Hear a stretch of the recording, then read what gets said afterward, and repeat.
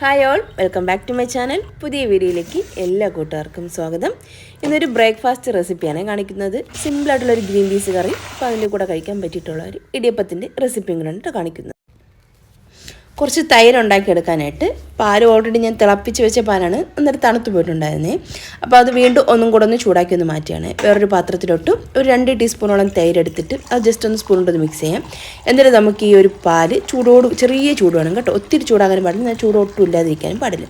അപ്പോൾ ചെറിയൊരു ചൂടോട് കൂടി ഇതുപോലൊന്ന് പതപ്പിച്ചെന്ന് വെച്ചിട്ടുണ്ട്, ഇങ്ങനെ പൊക്കി ഒഴിച്ചാൽ മതി കേട്ടോ. അപ്പോൾ ഇതുപോലൊന്ന് പതമൊന്ന് മുകളിലാവും. എന്നിട്ട് ജസ്റ്റ് ഒന്ന് സ്പൂൺ കൊണ്ട് ഇളക്കിയിട്ടൊന്ന് അടച്ചത് മാറ്റി വയ്ക്കാം.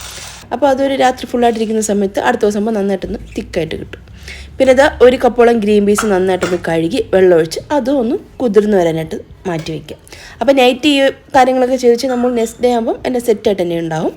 പിന്നെ അത് കഴിഞ്ഞിട്ട് അപ്പോൾ നെക്സ്റ്റ് ഡേ ആയിട്ടുണ്ടേ. അപ്പോൾ ബ്രേക്ക്ഫാസ്റ്റ് തയ്യാറാക്കാൻ വേണ്ടിയിട്ടാണ് കേട്ടോ പോകുന്നത്. കുട്ടികൾക്ക് രാവിലെ സ്കൂളിൽ പോകണം, അതിനനുസരിച്ച് നമുക്ക് പെട്ടെന്ന് കാര്യങ്ങളൊക്കെ ചെയ്യണം.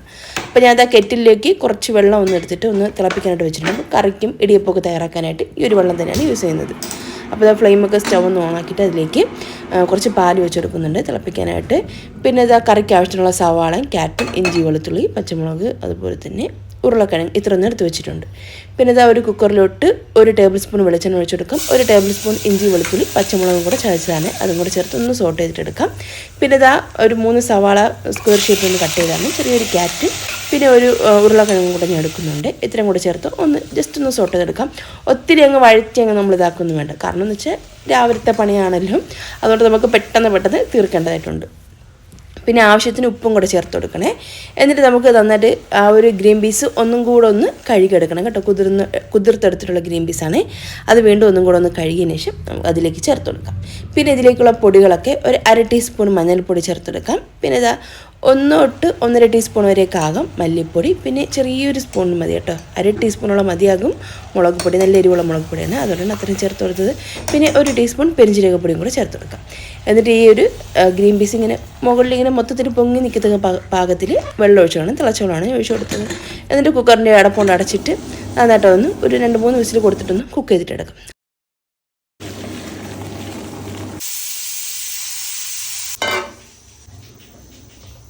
വേറൊരു പാത്രത്തിലോട്ട് ആവശ്യത്തിന് ഇടിയപ്പത്തിൻ്റെ പൊടിയാണ് കേട്ടോ, നൈസ് പത്തിരിപ്പൊടി ഇല്ലാന്നാണ് കേട്ടോ, ഇടിയപ്പപ്പൊടി എടുത്തിട്ടുണ്ട്. നമ്മൾ വീട്ടിൽ തന്നെ തയ്യാറാക്കിയിട്ടുള്ള മാവാണേ. അപ്പോൾ ഞാൻ റീൽസ് കിട്ടുന്ന സമയത്ത് ആൾക്കാർ ചോദിക്കും, കുറച്ച് പേർക്കൊന്ന് ചോദിച്ചിട്ടുണ്ടായിരുന്നു ഇത് എന്ത് പൊടിയാണെന്നൊക്കെ പേരിട്ട്. ഞങ്ങൾ വീട്ടിൽ തന്നെ നോർമലായിട്ട് പച്ചരി കഴുകി പൊടിച്ച് വറുത്ത് വെച്ചിട്ടുള്ള ഇടിയപ്പത്തിൻ്റെ പൊടിയാണ്. അപ്പോൾ അതിൽ കുറച്ച് ഉപ്പ് ഇട്ട് നല്ലോണം തിളച്ച വെള്ളം ഒഴിച്ചൊന്ന് മിക്സിയിൽ നന്നായിട്ടൊന്ന് കുഴച്ചെടുത്തിട്ടുണ്ട്. ഇനി നമുക്കത് ആ ഒരു ഇടിയപ്പത്തിൻ്റെ ആ ഒരു മോൾഡില്ലേ അതിലേക്ക് കുറച്ച് എണ്ണയൊക്കെ ഒന്ന് തടവിയിട്ട്, തേങ്ങ ഒന്നും ചിരകാനുള്ള സമയമൊന്നും കിട്ടിയില്ല രാവിലെ, അതുകൊണ്ട് ഞാൻ പെട്ടെന്ന് മാവ് ഇതുപോലെ ഒന്ന് ആ ഒരു സേവനാഴിലാക്കിയിട്ട് ഒന്ന് പിഴിഞ്ഞെടുക്കുകയാണേ. അപ്പോൾ അതിനിടയ്ക്ക് തന്നെ ഇഡ്ഡലി ചെമ്പിൽ വെള്ളമൊക്കെ വെച്ചിട്ടുണ്ടായിരുന്നു, അത് തിളച്ച് വന്നിട്ടുണ്ട്. പിന്നെ ഇതാ ഈ ഒരു നമ്മൾ ഇടിയപ്പം എല്ലാം ഇതിലേക്ക് വെച്ചിട്ടു അടച്ചു വെച്ച് കൊടുത്തു. ഒരു 6-7 മിനിറ്റ് വരെയൊക്കെ മതിയാകും കേട്ടോ, അപ്പോഴത്തേക്ക് ഇത് കുക്കായി കിട്ടിക്കോളും. അതിനിടയ്ക്ക് ഞാൻ ഒരു ഗ്ലാസ് ചൂട് ജീരകവെള്ളമൊക്കെ കുടിക്കുന്നുണ്ടായിരുന്നേ. പിന്നെ കറി റെഡി ആയിട്ടുണ്ടായിരുന്നു. എന്നിട്ട് ആ ഒരു കുക്കറിൽ പ്രഷർ മൊത്തം കളഞ്ഞതിന് ശേഷം കുക്കറിൻ്റെ അടപ്പൊന്ന് മാറ്റിയിട്ടുണ്ട്.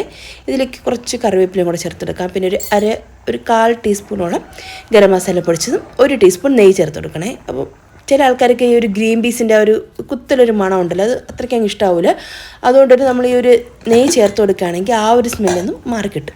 എന്നിട്ട് വീണ്ടും ഫ്ലെയിം കുറച്ച് വെച്ചിട്ട് അടച്ച് വെച്ച് 5-6 മിനിറ്റ് ഒന്നും കൂടെ ഒന്ന് കുക്ക് ചെയ്തെടുക്കാം. അപ്പോൾ ആ കറി നന്നായിട്ടൊന്ന് ഇതുപോലെ ഒന്ന് സെറ്റായി കിട്ടും. അല്ലെങ്കിൽ ഈ കറിക്ക് ഒരു വെള്ളം പോലത്തൊരു ടെക്സ്ചറായിരിക്കും. പിന്നെ ഇതൊക്കെ ഒന്ന് കുറുകി ഒന്ന് കിട്ടും നമ്മൾ വീണ്ടും ഒന്നും കൂടെ ഒന്ന് കുക്ക് ചെയ്ത് കഴിഞ്ഞ്. പിന്നെ ഇത് ആ ഒരു ഇടയ്ക്ക് തന്നെ ഇടിയപ്പം ഒന്ന് കുക്കാക്കിയിട്ടുണ്ട്. അത് ഞാൻ ഒന്ന് പാത്രത്തിലോട്ടൊന്ന് മാറ്റിയാണ് കുട്ടികൾ കൊണ്ടുപോകാനായിട്ട്. അവർക്ക് ബ്രേക്ക്ഫാസ്റ്റ് മാത്രം മതി രാവിലത്തെ, അപ്പം അങ്ങനെ അത് മാത്രമായിട്ടൊന്ന് എടുത്ത് വയ്ക്കുകയാണ്. പിന്നെ കുട്ടികളൊക്കെ സ്കൂളിൽ പറഞ്ഞു വിട്ടതിന് ശേഷമാണ് പിന്നെ നമുക്കുള്ള ഇടിയപ്പമൊക്കെ ഒന്ന് തയ്യാറാക്കിയിട്ടുണ്ടായിരുന്നത്.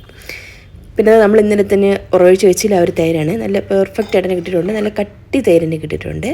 തൈര് ഉണ്ടാക്കിയിട്ട് ശരിയാത്തവരാണെങ്കിൽ ഈ ഒരു രീതിയിലൊന്ന് ട്രൈ ചെയ്ത് നോക്കണേ, നല്ല അടിപൊളിയായിട്ട് തന്നെ കിട്ടും. അപ്പോൾ നമ്മുടെ രാവിലത്തെ ബ്രേക്ക്ഫാസ്റ്റ് ഇടിയപ്പോൾ ഗ്രീൻ പീസ് കറിയൊക്കെ കഴിക്കാനേ. അപ്പോൾ ഒരു വീഡിയോയും ചെറിയ റെസിപ്പികളിൽ നിന്ന് ഇഷ്ടമായാൽ മറക്കാതെ ചാനൽ സബ്സ്ക്രൈബും ഫോളോ ഒക്കെ ചെയ്ത് സപ്പോർട്ട് ചെയ്യണേ. ഈ വീഡിയോ കണ്ടത് നിങ്ങൾക്ക് ഇഷ്ടമായിട്ടുണ്ടെങ്കിലും ഉപകാരപ്പെട്ടെങ്കിലും ഒരു ലൈക്കും ഒരു കമൻസൊക്കെ ചെയ്യണം.